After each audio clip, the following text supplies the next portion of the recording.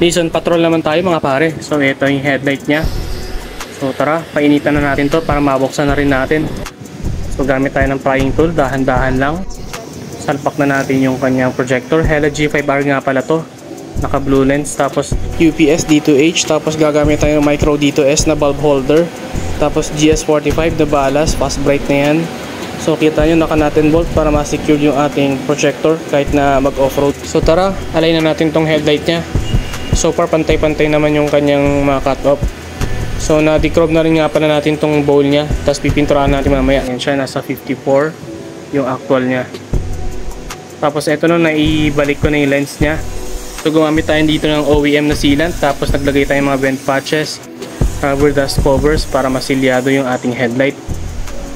So kita nyo, hindi nasira yung kanyang channel kasi dinahandahan natin buksan yan. Polish din natin tong LEDs para medyo lumilaw-linaw, saka kumintab din siya. May turbine shroud nga pala tayong nilagay dito. Tapos naglagay din tayo ng projector fog lights natin.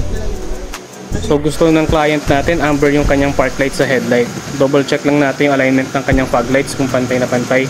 So far okay naman. Tapos ito nga pala, na-adjust din yung up and down ng fog lights nya. So sa headlight naman, double check lang din natin yung alignment bago natin siya i-release. So yan, may high beam function silang parehas. Garage 58 nga pala to.